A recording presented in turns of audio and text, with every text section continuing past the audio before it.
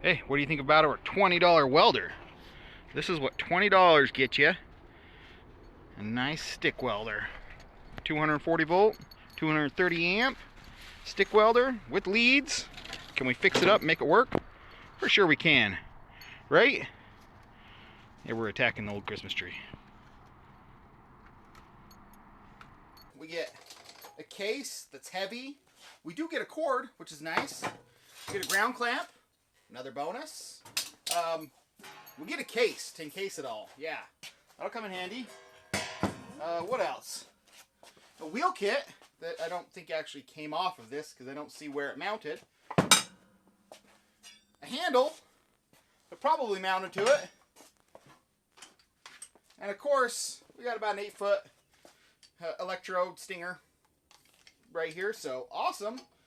No screws to put it back together. So all the screws are missing. But that's the least of our worries because we've got to make the inside work. I don't think this is supposed to flop around in there. I saw this pop up on the classifieds. I'm like, somebody's going to snag that up. That's a great deal. The next day, it's still there. The next day, it's still there. So I give the guy a call. It's like, yeah, nobody's called on it. You want it? I'm like, yep. So it is now mine. Said it needs to be rebuilt. Didn't really tell me much about it except for it broke 30 years ago in the 90s sometime. And it sat. He went to kind of get a part for it. And he got a couple little parts for it. I'll show you. They're just these little Bakelite plastic parts. And never did anything with it. So problem is your adjustment for your amperage right here. You pull this little lever and you slide this up and down. Is snapped off, and you can actually pull this entire thing out, which you shouldn't be able to. So I think that's all it needs to be fixed. So as you can see, these little pieces right here, this is like phenolic resin, Bakelite, that's snapped off. And so I think that's supposed to kind of retain that in there. So he said 30 years ago he went and bought some new stuff, which is actually thicker than that, so I don't know if it'll even work. But you can tell by the layer of dust covering mouse pee exactly how long this has been sitting around. 30 years. So this is actually it's Montgomery Ward's a Powr Kraft, but it's actually made by Century Welder. And it looks like the little pin that retains the electrode has been ripped off. So that's another problem we're going to have to fix. Not a big deal. Just looks like the crimp on there has been decrimped. I'll say the first thing, if you watch my other video on that Lincoln welder, this one has not, the wiring has not been touched, which is good. The other Lincoln welder I did, the guy had wired up the hot directly to the case. And so if you plugged it in and you touched the case and any sort of ground, you would electrocute yourself. That is not the case here. Anyways, you got 240 volts coming in, your ground to the case, which is nice. You got your 220 volt legs come up to the switch. You got your primary side of the transformer, which is wound probably, I'm guessing 5-6 times more than the secondary side. And so that just transfers. So you take 240 volts and you just knock it down to probably around 25, 30 volts, somewhere in there. And from, 30 to 50 amps in up to 230 amps. So the lovely thing about a transformer, it's actually amazing. Only works on AC, but that is amazing. You could put diodes after and make it DC, but we're not going to talk about that. So the way this works is this, I believe, is what you would call a shunt. And there's actually two laminated steel plates in here. And that just slides down here and here. And so at the highest setting, with the most amps, this is actually up and out of the way. So the welder should work on the highest setting, no problem. Then this, there's actually a spring.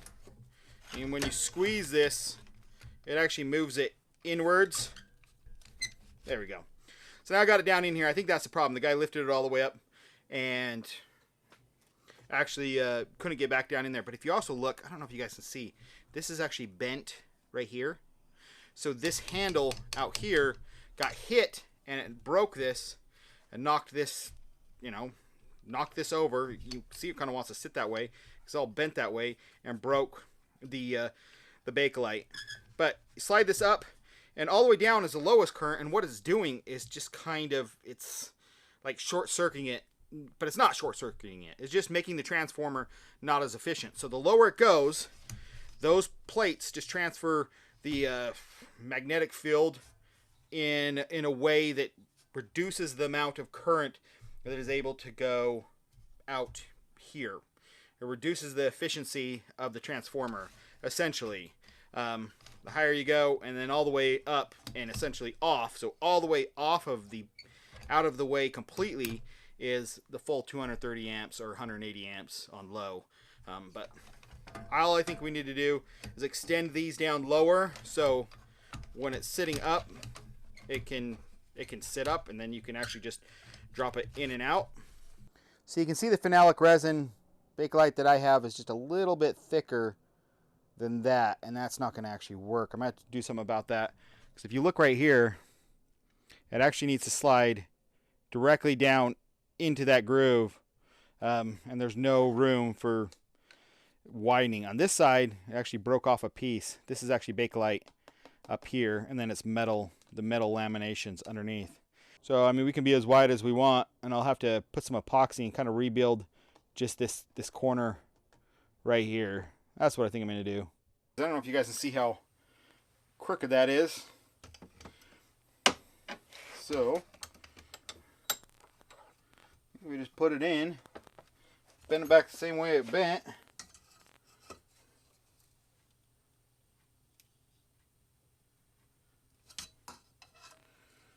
Pretty close.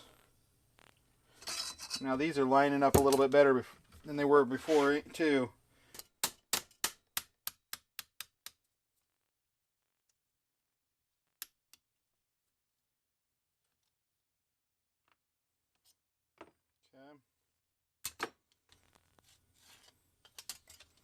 Transformers and stuff like that, they're all made with this laminated steel.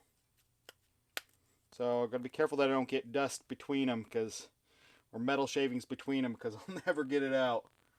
So I need 4 pieces, and it looks like the holes are drilled in the same spots for all of them. So it looks like these are at least identical. There's extra holes that they don't need, but just got them taped together. So just lay this on top and drill the holes. I guess I'll probably just hand drill them, just barely start them, and then I'll go through it on the drill press and just finish them off.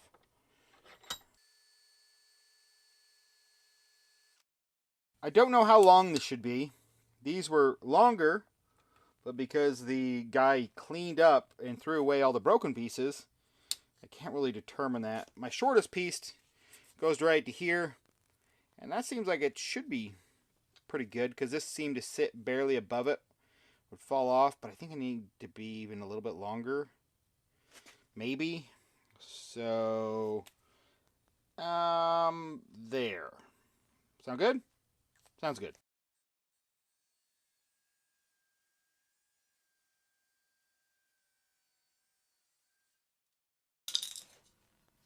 It cuts. It's hard though. So I just took my file and I ran it up and down this groove right here just to widen it up. I had to widen it up about 50 thousandths, and then have one kind of temporarily pre-assembled, but now that will fit in there because it's just barely wider than the old one. It just needs to sit in there. It's not a perfect fit, doesn't matter.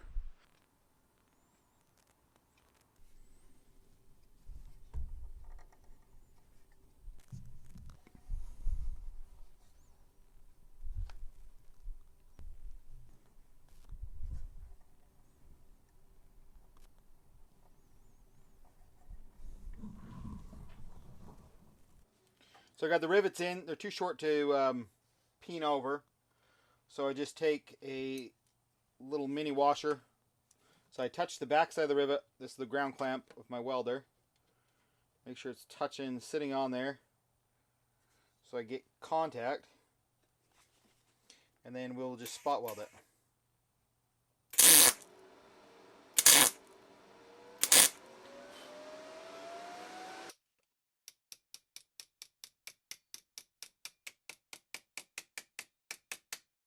I don't know what the bottom down here, if there was anything.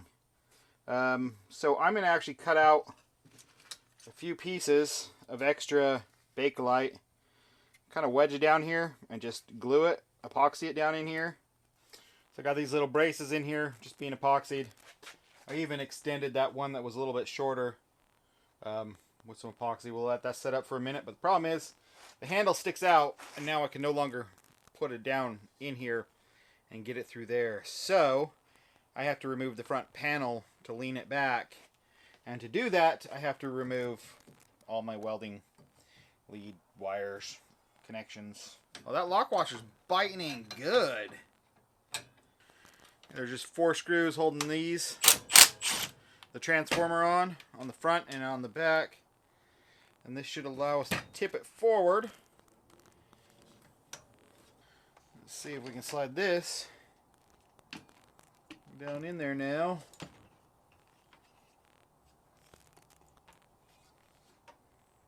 We gotta come further. Well, that's snug. I might have to trim that up just a... Thought I measured that. Maybe that's a little too snug on the backside.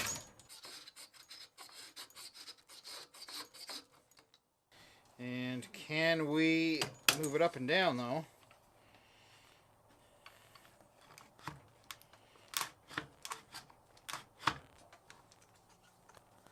What am I hitting?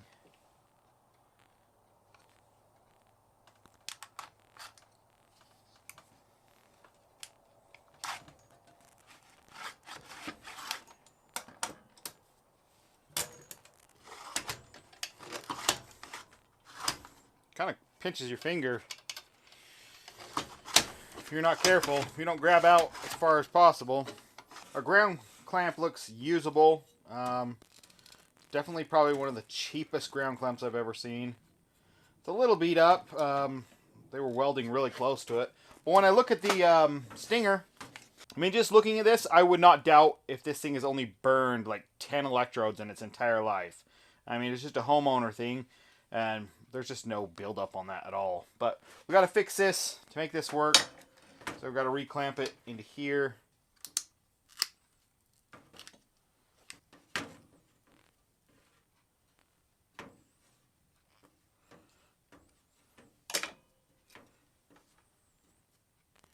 Nice fresh 4-gauge copper. And I think that we're going to be able to get that in there.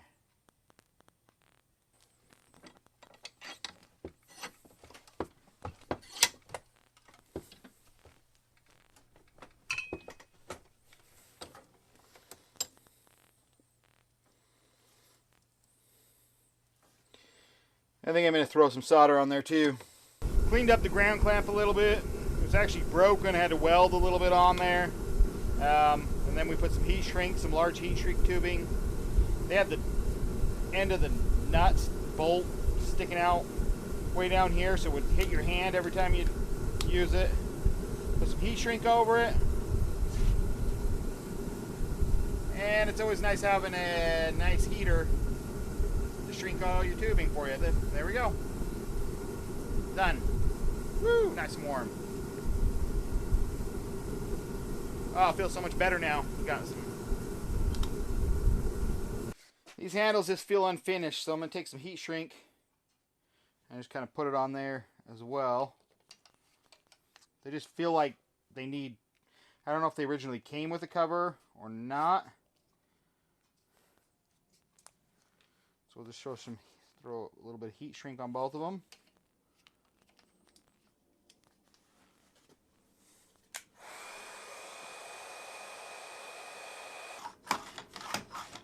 Ah, feels amazing. Have my coupon here that I test weld everything. So we'll clamp that up. Got a bunch of different electrodes from 3 30-seconds, 8 to 5 30-seconds here, 60-11, 60-11. I think there's a 70-18 in here. We'll just try a couple different things. Let's plug that in.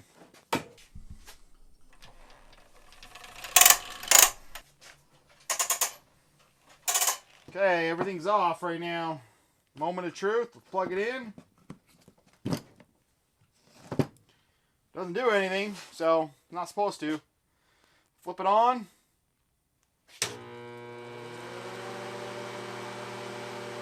Sounds like a welder. Move it up to, I don't know, 130 amps. That's kind of high. 120. What is this? 7018.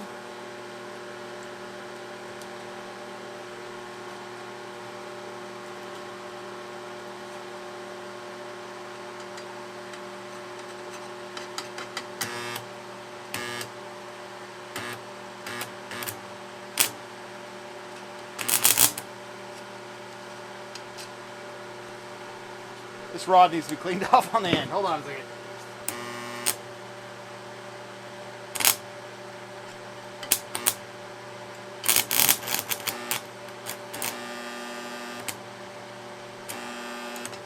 Am I in low? No, I'm in high. Did that pull down?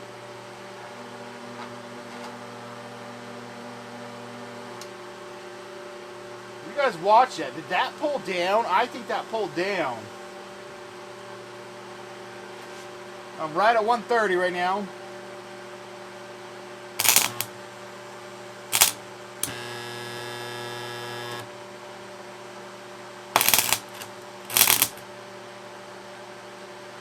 So we have this spring right here, and it actually wedges this out into the outer edges.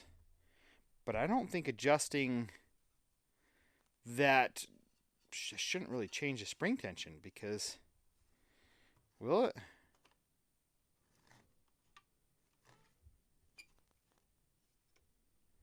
Maybe I'll adjust that nut and see if that adjusts the spring tension. I don't think it will though, but maybe. Okay, adjusting that nut does nothing. That's actually how much release pressure you have. So let me see if I can explain this. So that spring pressure is pushing these apart, but because there's nothing on the bottom with the legs down here to hold it, those just bend in further. So those just bend in like this. And so it's actually only touching at the top corners. Where if I put something down here to wedge it, so when I loosen the top, so if they're parallel and I loosen the top, I can still move it up and down. But when I release it, the spring will push it against there firmer. So I need to come up with something on the bottom that's about just the right size. And I guess I'm just going to epoxy it in there. You can see, well, you guys can probably see, they move in and out probably almost a quarter of an inch. I can't just put a brace directly across. It'll run into the actual, I guess, the transformer. So I got a bunch of these, and they're notched, and they can hang down that far, no problem, without hitting the fan. But I'll stack these up. I've actually got 5 of them, and they'll stack up inside here, and they'll just be all epoxied in. I glued all these in here, and then I actually drilled a little hole right here and a little hole right here, and actually just put some belling wire in there. Just put a little pin to help, because this is going to flex just a little bit, so that's fine. I think that I have it. It's been drying for 45 minutes, 40 minutes. Definitely doesn't move as easy as it did before. Fan's just held in with 2 little teeny screws.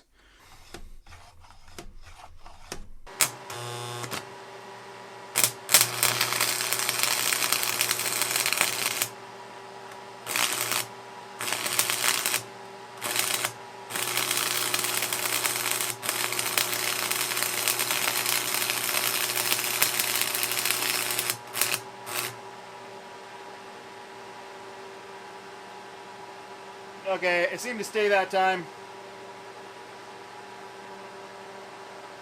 Right? Yeah, I think so.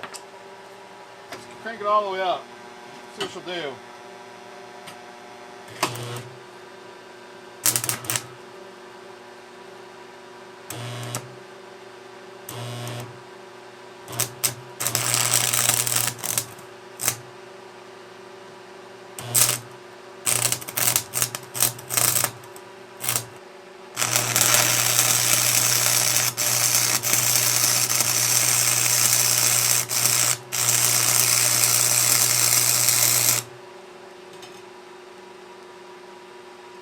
I like 6011.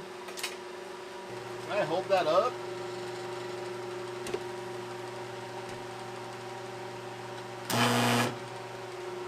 No, that is a ton of force.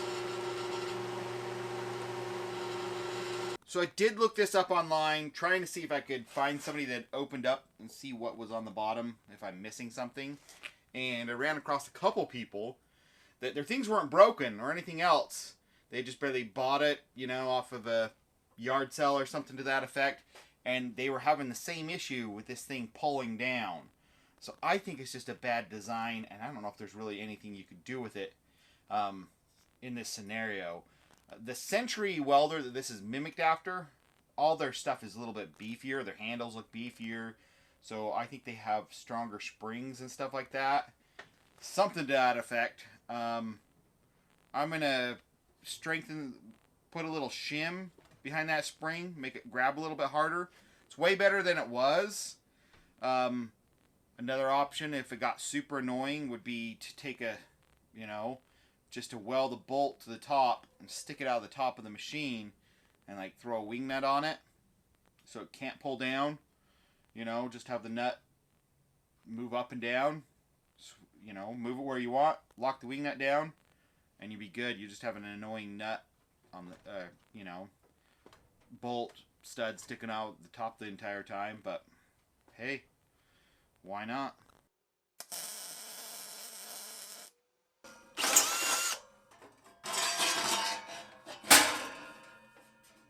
Look at that. It's not even touching the side. I don't think this looks too bad. Probably not. I don't think that if you knew it wasn't supposed to be there, you would actually guess it wasn't. You would just think it's an odd feature. But it seems to work good. Put the handles on, which is weird because I don't know if you guys can see that slope. The handles are, this bend, the distance between here and here, is about 1.5 inches shorter than the width between here and here, which kind of makes them bow in. Whatever. But there was marks. I could see where they'd been on there for quite a while. It wore through the paint down there. So we'll just leave it. I'll make a little thing to mount the wheels really fast, and then we'll try welding with it. And try to stick an electrode, see if it'll pull that whole top down and just cave in the center. Don't think it will. If it does, we'll just reinforce it. Okay, we got a little wheel kit mounted. It's actually not bad. Take a piece of electrode. I need a cotter pin. That's fitting, right? Why not?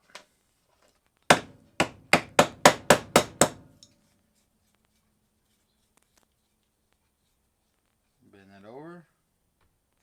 Bend it this way. A little bit more.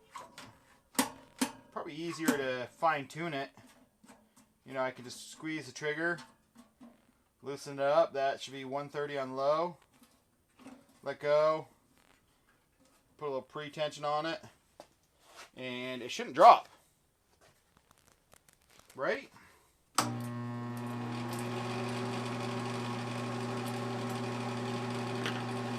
What do we got? Looks like 6011, 5/32.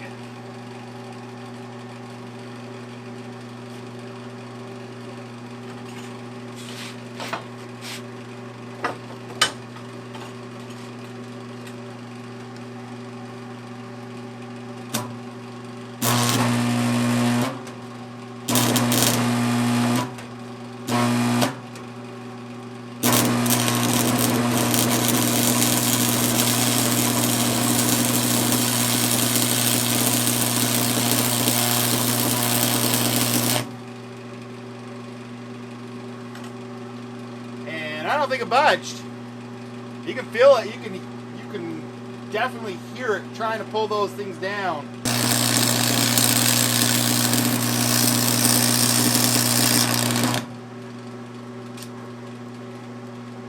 She's welding nice. She's making some vibrating sound just because she's on this metal plate here. I think if I put it on the floor, it wouldn't quite wiggle as much and vibrate. Okay, that's better.